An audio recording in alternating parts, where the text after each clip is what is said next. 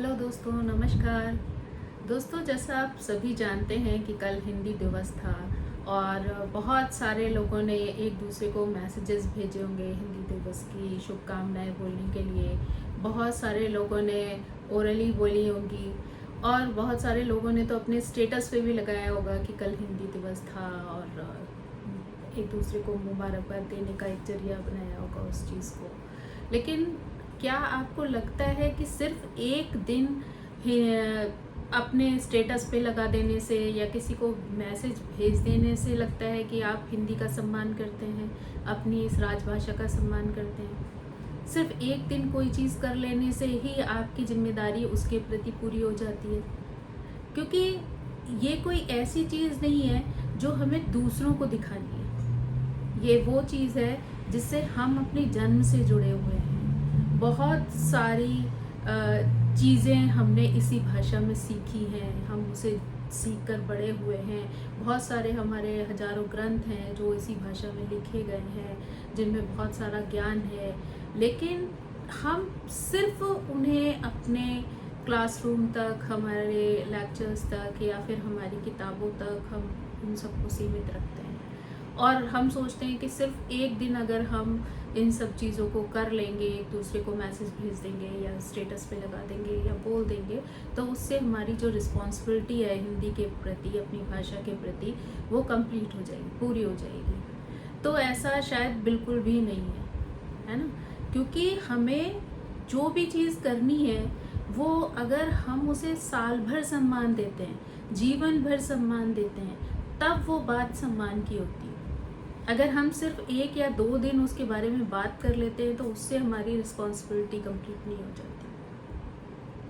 क्योंकि हमारे यहाँ क्या होता है कि जो ऐसा कोई फंक्शन, ऐसा कोई मौका आता है तो हम लोग ढेर सारी बातें उस बात पर करते हैं।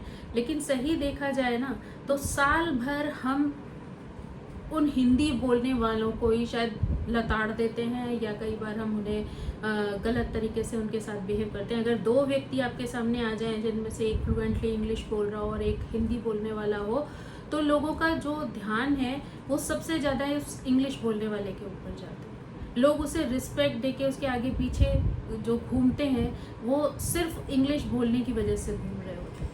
चाहे भले ही जो हिंदी बोलने वाला है उसकी एजुकेशन कहीं उससे ज़्यादा हो, उससे ज़्यादा इंटेलिजेंट हो, उसकी नॉलेज बहुत ज़्यादा हो, लेकिन उसके बाद भी जो सारा ध्यान होता है वो हमेशा इंग्लिश बोलने वाले के ऊपर ज़्यादा जाता है। जबकि अगर सही मायनों में हम जानने और समझने की कोशिश करें तो इंग्लिश जो है ना वो सिर्फ हमारा माध्यम है दूसरों को अपनी बात पहुंचाने का, वो भी उन लोगों को जिनको हिंदी का बिल्कुल भी ज्ञान नहीं है। जो लोग बिल्कुल भी हिंदी नहीं जानते हैं, वो किसी और कल्चर से रिलेटेड हैं, और लैंग्वेज से और कंट्री से रिलेटेड हैं, जिनको हिंदी के बारे में मतलब हाँ भी नहीं पता है, छोटा बड़ा भी नहीं पता है, तो सिर्फ उन लोगों के सामने तो बनता है कि आपको इंग्लिश बोलना है क्योंकि वो एक कम्युनिकेशन का जरिया है। अदरवाइज़ मुझे लगता है कि अपने देश में स्पेशली हमारा ये जो इधर पश्चिम वाला एरिया है, नॉर्थ वाला एरिया है, यूपी, बिहार और ये सारे एरियाज़ हैं, उत्तराखंड, इनमें तो मुझे लगता है कि हिंदी एक ऐसी भाषा होनी चाहिए जो सबकी ज़बान पे हमेशा रहे। लेकिन होता ये है कि बस सिर्फ हम जहाँ मजबूरी होती है या फिर अगर हमारी फैमिली में बोली जाती है तो सिर्फ हम वहीं तक उसको रखते हैं। लेकिन अगर कोई भी सरकारी काम हो रहा हो, जबकि सरकारी काम के लिए तो कई बार ये रूल्स भी आ चुके हैं कि आप हिंदी में काम करिए, हिंदी में काम करिए, लेकिन एक्चुअली अगर किसी को एक बीमारी की एप्लीकेशन भी देनी हो या किसी चीज़ के लिए अप्लाई करना हो तो उसको इंग्लिश में ही एप्लीकेशन लिखनी होगी, या तो वो लिखनी होगी या वो लिखने वाला इतना कॉन्शियस होगा कि वो लिखेगा ही लिखेगा। लेकिन सही बात देखी जाए तो इस वजह से, इस इंग्लिश की वजह से कई बार मैंने बहुत सारे ऐसे लोगों को देखा है जो बहुत नॉलेज रखते हैं, बहुत हिम्मत रखते हैं, बहुत सारी चीज़ें करने का उनको जोश होता है, लेकिन कई बार सिर्फ इंग्लिश अच्छी ना होने की वजह से, कम्युनिकेशन अच्छा ना होने की वजह से इंग्लिश का, वो इतने कॉन्शियस हो जाते हैं कि वो अपनी बात दूसरों के आगे रख ही नहीं पाते। हमेशा जो इंग्लिश बोलने वाला इतना हावी हो जाता है कि नॉन इंग्लिश बोलने वाले जो लोग हैं वो इतने कंफ्यूज हो जाते हैं, इतने लो कॉन्फिडेंस में चले जाते हैं कि वो कई बार अपनी बात खुलकर रख ही नहीं पाते। जबकि आप सही बात देखो कि जितने अच्छी तरीके से आप अपने इमोशन, अपनी बातें हिंदी में रख सकते हो, उतनी अच्छी तरीके से आप इंग्लिश में नहीं रख सकते। कभी आप अपने दिल में छुपा हुआ जो गहराई वाले इमोशंस हैं, जितने अच्छे से आप हिंदी में दूसरों के सामने रख पाओगे, वो इंग्लिश में आप कभी नहीं रख पाओगे। लेकिन फिर भी इंग्लिश का पलड़ा जो है वो हमेशा हिंदी से ऊपर चला जाता है। जो हमारे यहाँ पढ़ाई अब धीरे धीरे जो चेंजेस आ रहे हैं, उसके हिसाब से हमारे ज़्यादातर जो सब्जेक्ट्स हैं वो इंग्लिश में पढ़ाए जाने लगे हैं। जो स्कूल्स हैं वो ज़्यादातर इंग्लिश मीडियम स्कूल्स होने लगे, हिंदी मीडियम में कोई भेजने ही नहीं चाहता है। और इवन जो इंग्लिश में है तो ठीक है, अगर आप इंग्लिश मीडियम में पढ़ रहे हैं, पढ़ा रहे हैं, लेकिन उतना ही ज्ञान आपको हिंदी का भी रखना ज़रूरी है। लेकिन अगर आप आज के बच्चों से आप गिनती पूछो और उसके बाद उनसे हिंदी वाली गिनती पूछ लो, तो वो उनमें से आई थिंक 99% बच्चे होंगे जो ये नहीं जानते होंगे कि हिंदी में 78 क्या होता है और 68 क्या होता है और 21 क्या होता है। तो ये कितनी शर्म की बात है कि हम जिन परिवारों में पैदा हुए हैं, हम हिंदी ही बोलते हुए बड़े हुए हैं, हिंदी हमारे घर की, परिवारों की भाषा है, कम्युनिकेशन की भाषा है, उसके बाद भी हमारे ही परिवारों के बच्चों को हिंदी में छोटी छोटी चीज़ें नहीं पता है। तो क्या हमारी जिम्मेदारी ये नहीं बनती कि हम बाहर वालों को सिखाने की कोशिश करते हैं, हम पहले अपने घर में बच्चों को वो सारी चीज़ें सिखाने की कोशिश करें, उनको वो ज्ञान दें, उनको वो चीज़ें हिंदी में सिखाएं। ऑफिस वगैरह में, जॉब्स के जो एरिया हैं वहाँ पर भी हम कोशिश, मजबूरी ना हो तो हम उन चीज़ों को ना करें, क्योंकि हमारी भी इन चीज़ों के प्रति जिम्मेदारी बनती है। सिर्फ कागजों पे कुछ चीज़ें कर देने से हमारी रिस्पॉन्सिबिलिटी कंप्लीट नहीं होती है। सबसे पहले वही कहते हैं कि दूसरों को सम्मान देने से पहले आप अपने घर में सम्मान देना स्टार्ट करिए। जब आप अपने यहाँ से चीज़ों को शुरू करेंगे तभी हम दूसरों को वो चीज़ें दे पाएंगे, दूसरों तक अपनी बातें पहुँचा पाएंगे। तो ये सारी चीज़ें, क्योंकि सही मायने में अगर कहें ना तो ये चीज़ें हमारे देश में ज़्यादा देखने को मिलती हैं। ये जो चीज़ें हैं वो सिर्फ फॉर्मली करने से कुछ होने वाला नहीं है।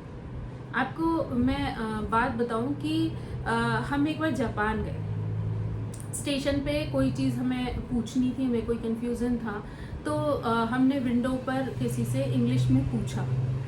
तो आप ये विश्वास मानेंगे कि उस बंदे ने मुझे पलटकर इंग्लिश में रिप्लाई नहीं किया, क्योंकि वो जबकि कोई और लैंग्वेज नहीं जानता था, इंग्लिश कम्युनिकेशन का वो है, जरिया है। तो लेकिन उसके बाद भी वो बंदा अपनी विंडो से, अपने ऑफिस से निकल के बाहर आया और जिस एरिया के बारे में हम पूछ रहे थे, हमारे संग संग पैदल जाके उसने हमें वो जगह दिखा दी, उस जगह के बारे में मतलब इशारा करके सब कुछ बता दिया, जापानी में बोल बोल के, लेकिन उसने इंग्लिश नहीं बोली।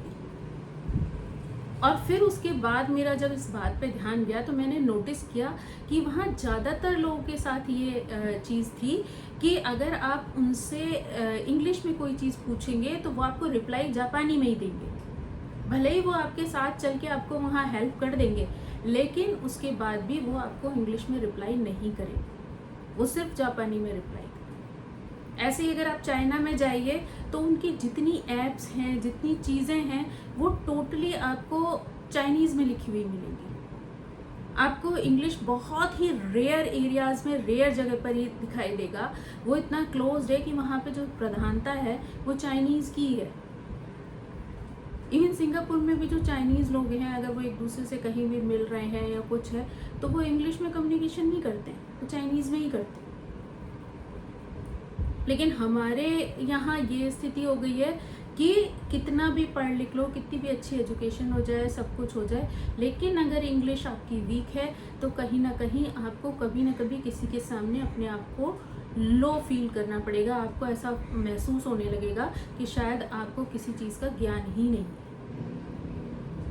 जबकि ऐसा नहीं होना चाहिए। क्योंकि जब दूसरे देश के लोग प्राउडली अपने आप को रखते हैं, अपनी भाषा को प्रायोरिटी पर रखते हैं, सबसे पहले उसका प्रयोग करते हैं, तो हम अपनी भाषा का प्रयोग पहले क्यों नहीं कर सकते। इवन अगर मेरे घर में अगर कोई ऐसा व्यक्ति आता है जो दूसरे कल्चर या दूसरी लैंग्वेज से रिलेटेड है, लेकिन उसको हिंदी आती है, भले ही टूटी फूटी आती हो, तो मेरा काम ये होता है कि मुझे उस व्यक्ति से हिंदी में ही बात करनी। इंग्लिश का प्रयोग मैं सिर्फ तब करती हूँ जब मुझे पता होता है कि सामने वाले को हिंदी का हा भी नहीं समझ आएगा, इसलिए मुझे इससे इंग्लिश में ही बोलना पड़ेगा, तो मैं इंग्लिश में बात करूँगी। शॉप्स में जाऊँगी तो मजबूरी है, क्योंकि वो लोग नहीं जानते हैं हिंदी, तो ऑब्वियसली उनसे मुझे इंग्लिश में बात करनी है। लेकिन अगर कोई हिंदी जानने वाला मिलेगा तो मैं हिंदी में ही बात करूँगी, चाहे भले वो किसी भी कल्चर से रिलेटेड हो या किसी भी लैंग्वेज से रिलेटेड हो। अगर उसे हिंदी आती है और मुझे पता है कि इसे टूटी फूटी सही पर हिंदी आती है, तो मैं हिंदी में बोलती हूँ, क्योंकि मुझे अच्छा लगता है, मुझे अपनापन फील होता है।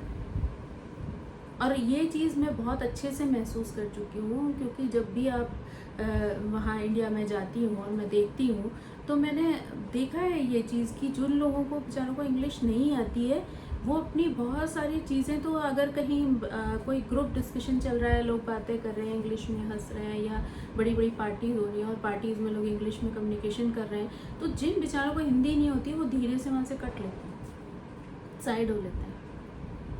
तो आप सोचो कि अपने ही कंट्री में अपनी ही भाषा बोलने वाले लोगों के बीच में ही लोग ऐसे हैं जो अपनी भाषा को एंजॉय नहीं कर पा रहे, उसमें ही खुश नहीं हो पा रहे।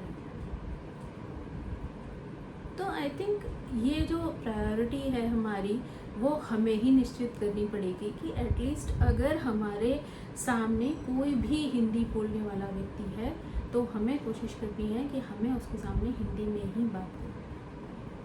इंग्लिश बोलने की ज़रूरत सिर्फ वहाँ पर होनी चाहिए जहाँ पर कि आपको लगता है कि सामने वाले को आपकी बात बिना इंग्लिश बोले समझ में ही नहीं आने वाली, सिर्फ वहीं पर ऐसा होना चाहिए। या जो दो तरीके का व्यवहार देखने को मिलता है, लोग कई बार करते हैं कि अगर दो लोग अलग अलग बोलने वाले हैं, कोई हिंदी बोलने वाला है, कोई इंग्लिश बोलने वाला है, तो जनरली लोगों का जो अटेंशन होगा, ध्यान होगा, वो इंग्लिश बोलने वाले की तरफ से, हिंदी बोलने वाले की तरफ नहीं। जबकि सही कहा जाए तो हिंदी जो है वो हमारे लिए प्राउड की, गर्व की भाषा है, हमें गर्व होना चाहिए हिंदी पर,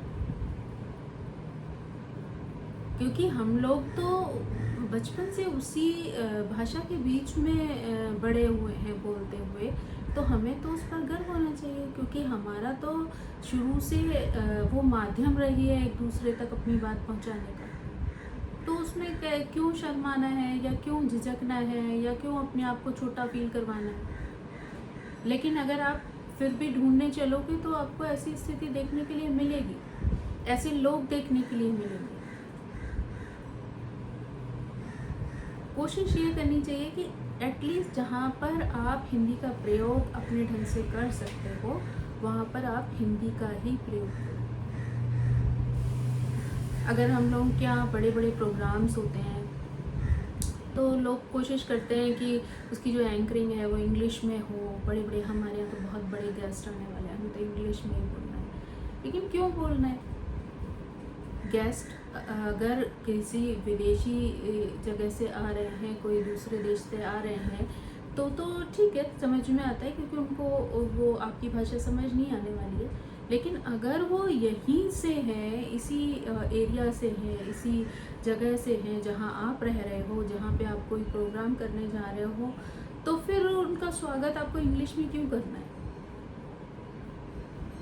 आप उनका स्वागत हिंदी में भी तो कर सकते हैं। हिंदी में भी इतने अच्छे अच्छे शब्द हैं, इतने अभिव्यक्ति के लिए जो है बहुत सारे ऐसे शब्दों का प्रयोग किया जा सकता है जिससे उन्हें सम्मान दिया जा सकता है। तो जब आपके पास इतना भंडार है हिंदी का, हिंदी के शब्दों का, तो फिर हमें दूसरी भाषा के गिने चुने शब्दों को लेकर ही काम क्यों करना है? क्यों ऐसी चीज़ें बोलना?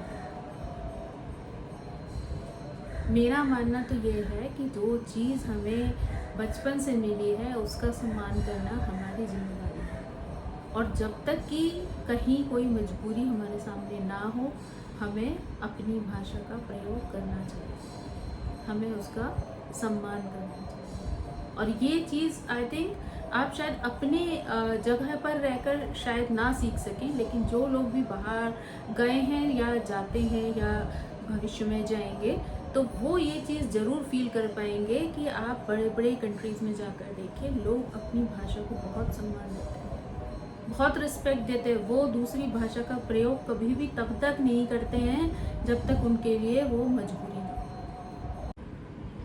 तो आई थिंक हमें भी उन बातों पर ध्यान देना चाहिए, उन लोगों से ये सारी चीज़ें सीखनी चाहिए कि किस तरीके से अपनी भाषा का सम्मान हम अपने देश में कर सकते हैं। कहीं बाहर भी जाते हैं तो जब तक हमारे लिए वो चीज़ बहुत मजबूरी ना हो, तब तक हम अपनी ही भाषा को प्रायोरिटी दें, अपनी भाषा को ही प्राथमिकता दें, अपनी भाषा का ही प्रयोग करें। तो इस तरीके से हम अपनी भाषा को सम्मान दे सकते हैं, क्योंकि ये जिम्मेदारी किसी दूसरे की नहीं बल्कि हमारी खुद की है कि अगर हम अपनी भाषा को सम्मान देना चाहते हैं तो हमें शुरुआत खुद अपने घर से, अपने परिवारों से, अपने आसपास के लोगों के साथ मिलकर ही करनी पड़ेगी।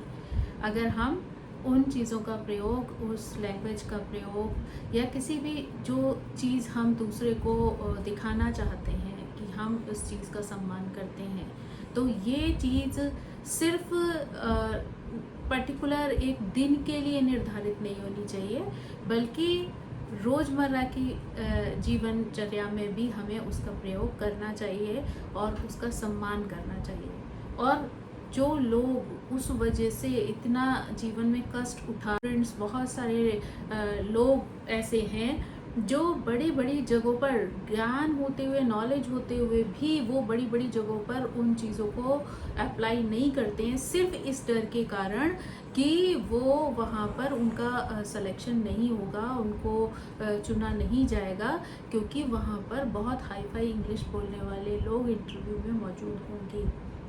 तो इसलिए उनको वहाँ पर वो पहचान नहीं मिल पाएगी। और या फिर वो अगर किसी वजह से, किसी तरीके से, किसी के ज़रिए अगर कहीं उनको इस तरीके का जॉब मिल भी गया, इस तरीके की नौकरी मिल गई, तो वहाँ पर भी आप देखेंगे कि लोग ऐसे लोगों को बहुत ही कई बार छोटा फील कराने लग जाते हैं। बहुत ही मतलब उनके आगे बड़ी बड़ी बातें, इंग्लिश में कम्युनिकेट करना, एक दूसरे को आदान प्रदान करना चीज़ों का, वो इस तरीके से दिखाते हैं कि जैसे वो जो व्यक्ति उनके सामने है वो बिल्कुल अनपढ़ और गंवार है। और इस चक्कर में वो व्यक्ति जो है अपना आत्मविश्वास खो देता है और कई बार वो ऐसी जगहों पर लंबे समय तक काम नहीं कर पाता, नौकरी नहीं कर पाता। तो आई थिंक देखा जाए तो हम अपने ही लोगों का जो है आत्मविश्वास कम कर रहे हैं, हम उन्हीं को जो है सम्मान नहीं दे रहे हैं। तो फिर जिम्मेदार कौन हुआ? दूसरे लोग नहीं, हम खुद जिम्मेदार हुए ना। तो इसलिए हमें इस बात का ध्यान रखना चाहिए कि अगर ऐसा कोई व्यक्ति हमारे बीच में आता है तो ऐसा नहीं है कि हम उसे छोटा दिखाने की कोशिश करें, बल्कि हम उसे ये समझा सकते हैं कि ठीक है, ये तो हमारे आदान प्रदान की भाषा है। इसका मतलब ये नहीं है कि तुम किसी भी तरीके से कम हो, तुम्हारे पास योग्यता है और योग्यता के बल पर तुम कहीं भी किसी भी तरीके का काम कर सकते हो। और योग्यता भाषा से डिसाइड नहीं की जा सकती। योग्यता जो है वो व्यक्ति का अपना गुण, अपना कौशल, अपना लर्निंग है, अपना ज्ञान है, तो उसको हम सिर्फ भाषा के हिसाब से डिसाइड नहीं कर सकते। तो ये सारी चीज़ें आई थिंक हमारे खुद के हाथ में हैं। अगर हम चाहें तो ऐसे रास्ते निकाल सकते हैं जहां हम ऐसे लोगों को प्रोत्साहित करें, जो लोग इंग्लिश अच्छे से नहीं जानते हैं, उनको हम कहीं पर भी उनके आत्मविश्वास में कमी ना आने दें, बल्कि उनको ये बताएं कि ये सिर्फ एक दूसरे तक बात पहुंचाने का जरिया है भाषा। तो इसका मतलब ये नहीं है कि हम किसी भी हिंदी बोलने वाले को तुच्छ समझें, छोटा समझें या उसका सारे लोगों के बीच में उसके साथ गलत व्यवहार करें, क्योंकि ये हमारे संस्कार, ये हमारी संस्कृति नहीं है। हमारा पूरा फर्ज बनता है कि हम ऐसे लोगों को और ज़्यादा प्रमोट करें और ज़्यादा आगे बढ़ाएं, उन्हें रास्ता दिखाएं। तो इससे क्या होगा कि धीरे धीरे उन लोगों का आत्मविश्वास बढ़ेगा, तो वो और ज़्यादा अच्छी तरीके से हम लोगों के बीच में रहकर भी काम कर पाएंगे। तो इस तरीके से हमारी भाषा का भी सम्मान होगा और धीरे धीरे उसका विकास होगा और ये कहानी जो है वो सिर्फ एक दिन या किसी एक तारीख में सिमट कर नहीं रह जाएगी। तो आई थिंक इस तरीके के प्रयास से हम अपनी भाषा को भी सम्मान दे सकते हैं, अपने देश को भी सम्मान दे सकते हैं। और ये जो कार्य है वो किसी एक के करने से संभव नहीं होगा, ये हम सबको मिलके करना पड़ेगा कि हम उस चीज़ को सिर्फ एक दिन के लिए सीमित ना रखें, बल्कि साल भर उस चीज़ के लिए प्रयास करें और अपने ज़्यादा से ज़्यादा जो कार्य है वो हिंदी भाषा में करें। जब तक हमें बहुत ज़्यादा आवश्यकता ना हो तब तक हम उस चीज़ का, उस भाषा का प्रयोग दूसरों के सामने ना करें। So thank you so much, bye bye, see you.